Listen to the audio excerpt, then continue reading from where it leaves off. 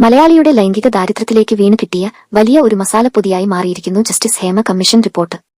Specific അല്ലാതെ സകലരെയും ബാധിക്കുന്ന ഒരു കാർപ്പറ്റ് ബോംബിംഗ് പോലെ ആയി അത് മാറി.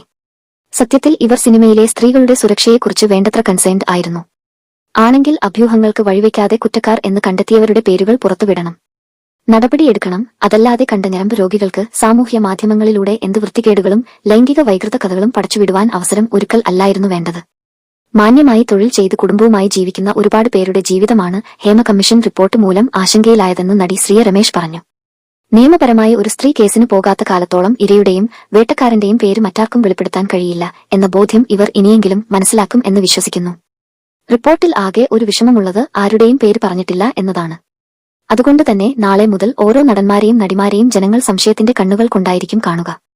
ആരെയാണ് കിടക്ക പങ്കിടാൻ ക്ഷണിച്ചത്, ആർക്കൊക്കെയാണ് കാസ്റ്റിംഗ് കൗച്ച് നേരിടേണ്ടി വന്നത് എന്ന് പേര് സഹിതം വെളിപ്പെടുത്തിയാൽ ഇതിൽ പെടാത്തവർക്ക് സമാധാനമായി ജീവിക്കാമല്ലോ. ബിഗ് ബോസിൽ ചില പെൺകുട്ടികൾക്ക് ഓഡിഷനിൽ ബുദ്ധിമുട്ട് നേരിടേണ്ടി വന്നു എന്ന് പറഞ്ഞ എനിക്കെതിരെ രംഗത്തെത്തിയ സകല ഊളകളും ഹേമ കമ്മീഷനെതിരെ ആഞ്ഞടിക്കും എന്ന് പ്രതീക്ഷിക്കുന്നു എന്ന് സംവിധായകൻ അഖിൽ മാരാർ പറഞ്ഞു. വളരെ സെൻസിറ്റീവ് ആയ വിഷയമാണ്. അറിയാതെ ഒരു വാക്ക് പറഞ്ഞാൽ പോലും ഭാവിയിൽ വലിയ പ്രശ്നങ്ങളുണ്ടാകും, സിദ്ദീഖ് കൊച്ചിയിൽ മാധ്യമങ്ങളോട് പറഞ്ഞു.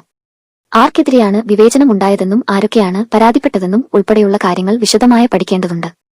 ആർക്കെതിരെയാണ് വിവേചനം, ഏത് രീതിയിലാണ് വിവേചനം, ആരാണ് പരാതിപ്പെട്ടത്, ആർക്കെതിരെയാണ് പരാതി എന്നൊക്കെ വിശദമായി പഠിക്കണം, സിദ്ദീഖ് കൂട്ടിച്ചേർത്തു.